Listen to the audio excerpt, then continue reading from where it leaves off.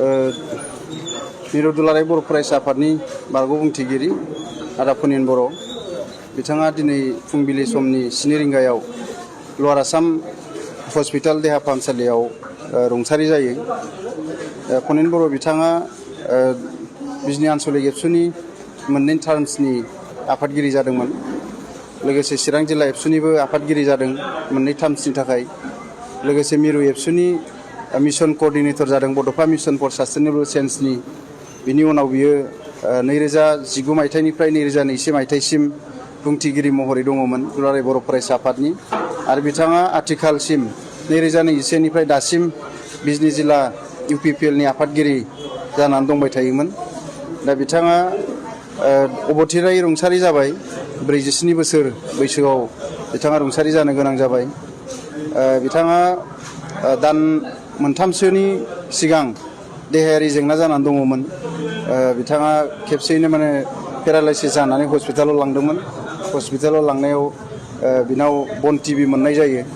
बन टिबिआबो अपारेसन खालामखांबायमोन, हारानि अपारेसन बेबो साक्सेस जाबायमोन।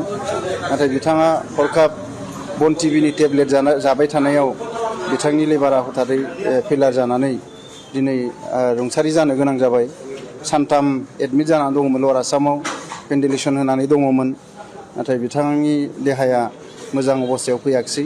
दहाय फुङाव बिथाङा रुंसारि जानो गोनां जाबाय दिनै 1 जुन 2026 अक्ट' खालि। बिथाङा हारिनि थाखाय गोबाव सम हाबा मावबाय।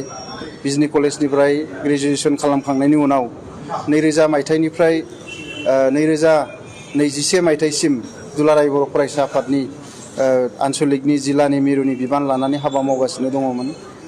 जोङो 22 बोसोर बिथाङा हारिनि थाखाय सम होबाय। दिनैहाय 47 बोसोराव 22 बोसोरखौनो बियो गावनि न'खर दानायनि, संसार दानायनि खामानियाव नांथाबालासै दुलाराय बर' फरायसा आफादनि बर' हारिनि बर' राव थुनलाइ जौगानायनि थाखाय हाबा मावबाय। बिनि खुगायाव जेब्लायबो हारिनिल' खोथा ओंखारोमोन। संसार जानायनि, बिल्डिं लुनायनि, गारि बायनायनि बे बाथ्राफोरखौ जों बिनि खुगानिफ्राय खोनानो मोनामोन। सोरबाया जुदि गारि बायनाय रायलायोबा बेखौ बिथाङा बुङोसोमोन।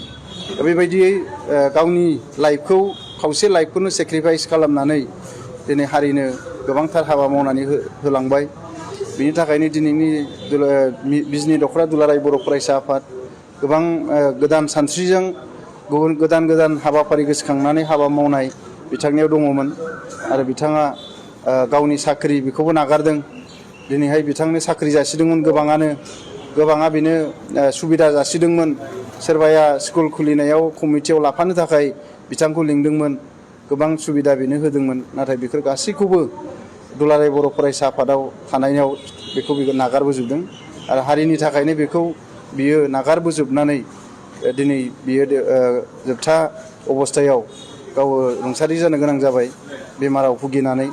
दा बिथांखौ जोङो गोबां नाजादोंमोन। आगरआलानिफ्राय नेम केयारनिफ्राय पाटनायाव अपारेसन खालामबाय।